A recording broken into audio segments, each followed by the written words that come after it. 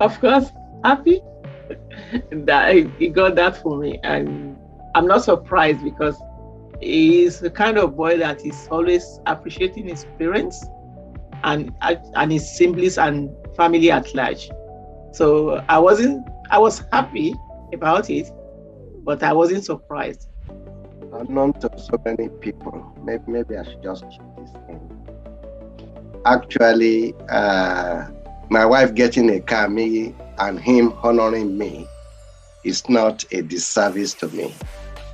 Actually, he got me a BMW X4 2 years ago, even before my wife got her own. So she was just jealous and requested for something bigger than my BM X4.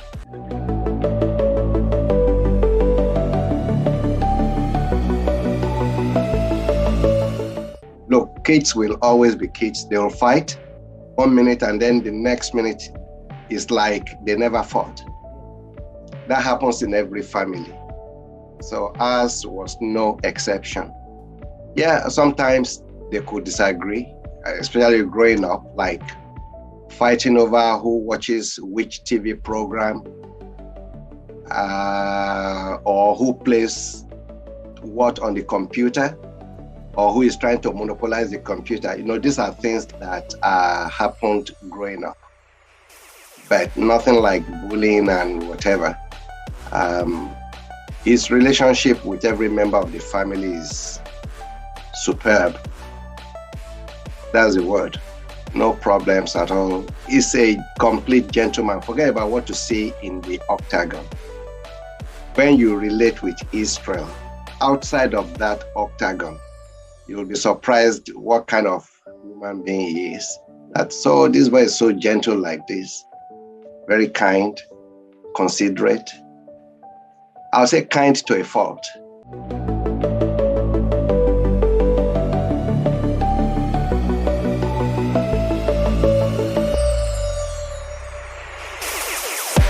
Whatever, I mean, the outcome didn't really make us feel bad because we were happy about his courage. He went to go and challenge a division ahead of him, and he put all his pace. And in sports, you either win or lose. Yeah, he has been on a winning streak, but this one didn't go his way. But we actually saluted his courage and his confidence to be able to go to another division and challenge the belt. And overall, we still love him. He's still our champion. I'll just say this. For the casuals, they might say, oh, Israel fought and lost. But if they really look at it, it was like David and Goliath situation.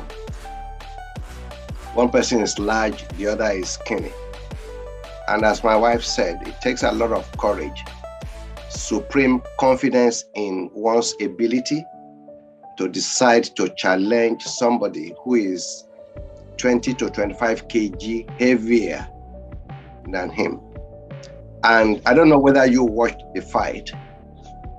Anybody who watched that fight will see that if Jan did not succeed in taking Israel down and resting on him, there was no way he could have beaten Israel. He was gassed. Go look at round 3. Even 1 hour after the fight, go and watch the post-fight interview. It's there on YouTube, UFC 259, post-fight interview, Jan Blachowicz. 1 hour after the fight, he was still panting like he just came out of the octagon. He was exhausted, whereas Israel was fresh. Go look at the 2 interviews. He was no injuries. And I tell you this, if not that Israel was injured, Jan would probably not have succeeded in the takedown. If you read about the medical suspensions, you'll see that he had ankle injury, which is sustained from kicking Jan repeatedly. But Israel is not the type that will say, oh, I was injured during the fight. That's why I lost. Now, he lost. Okay, yeah, he lost, and he took it in good faith like a champion. No shame going to light heavyweight to fight when he is a natural middleweight. So his head is held high. We are very proud of him. You dare to be great. No venture, no gain.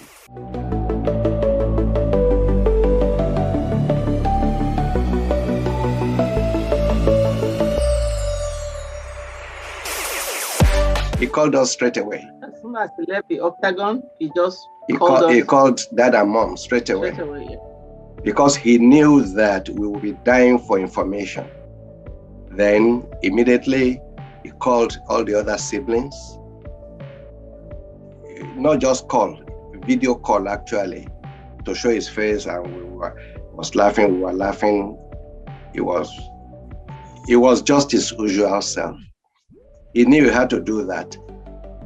Probably if he had won, he would have gone about his business, but he knew we would be dying to know the situation after the fight, especially because he lost, because we just wanted to be sure he was all right. So he called us straight away.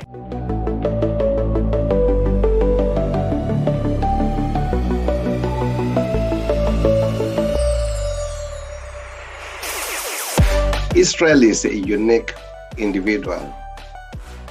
He can never forget Nigeria. You see the tattoo of Africa right there, emblazoned on his chest, with Nigeria conspicuously shown. He loves his country and is grounded in the culture. He sometimes, even me, after 20-something years of living in Nigeria, I wonder how does he find out? But in this day and age of so many things being online, all the slangs, show my age meaning, or all those stuffs. Because even me, I never heard of anything like that. And he connects well with home.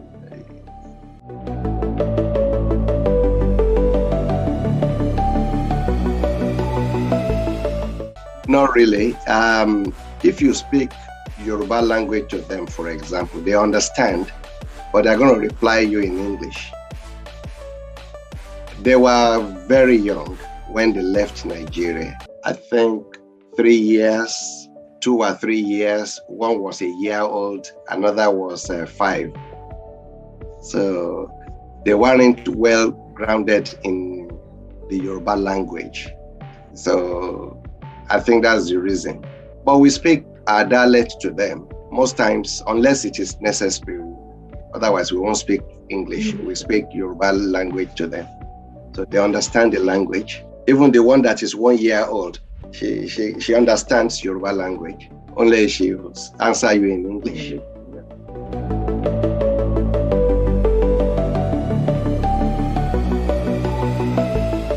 First and foremost, with all my children, I'm very liberal. They have left the country for how many years now? Almost 20 years. And when I say I'm liberal, it's their choice. It's their choice. Because I'm not going to live with them. So whether it is Oyinbo person, brown, green, yellow, I've always told them, I don't really mind. As long as they are happy, their happiness is the most important thing. It's not about us, it's about them. Because they are going to live with either the wife or the husband. The ladies will live with the husband, the man will live with the wife. We are not going to live with them. So whatever makes them happy make us happy. I don't care. What matters is love. If he finds a Nigerian girl and they love each other, good luck. If he finds a Jamaican girl or American girl or New Zealand girl, look, It's his choice. It's not. I don't care about those kind of things. All I care about is the girl and him to just love each other. It's not my business.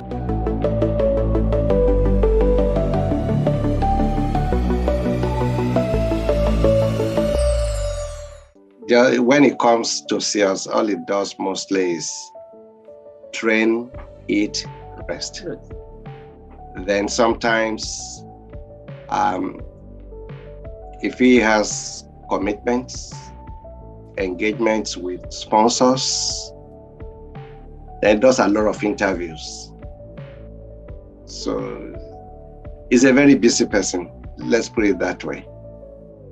He's got so many sponsors who demand all kinds of things, responsibilities from him. Like he has to post about them, like form of advertising, granting interviews, doing photo shoots, video shoots, and stuff like that.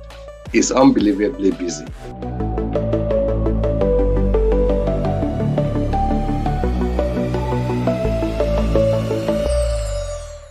All my children growing up, doing house chores is just things that they have to all do. our children are well trained. They are well trained to do house chores, and they all have their responsibilities in the house. And even up to now, when they come home for holiday, they still help me out wherever it's needed. It's not the champion inside the house. Mommy is the champion inside the house. Yeah, once they come inside, they know. They know they're our children. So if they need to help, they help. Nobody comes here with huge ego to say I'm this, I'm that. No, they do whatever is necessary to assist in the house.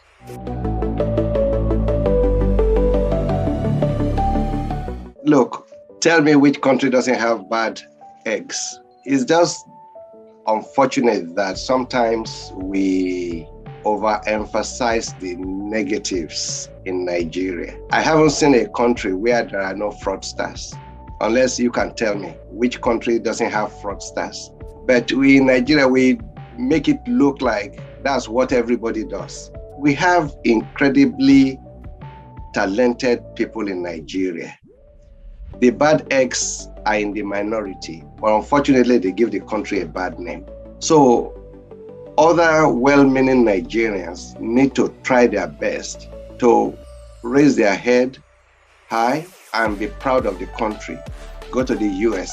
Are we going to say there are no fraudsters in the US? Is it UK we're going to say no fraudsters? Or is it Europe?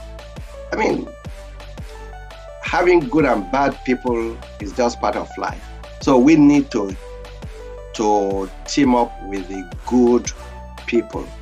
We need to project the good image. And that is what Israel is doing.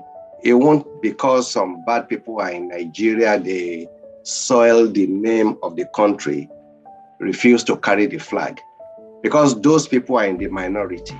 So he's very proud to be a Nigerian. I'm very proud to be a Nigerian. So are all the other members of the family.